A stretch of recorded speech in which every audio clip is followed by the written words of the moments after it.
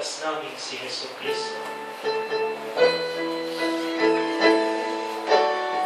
Sapagkat sa'yo lamang nagmumula ang kaharian, ang kapangyarihan, at ang kalwalhatian, magpasawalang hanggan. Panginoong Jesucristo, sinabi mo sa iyong mga apostol, kapayapaan ang iniwan ko sa inyo, ang aking kapayapaan ang ibinibigay ko sa inyo.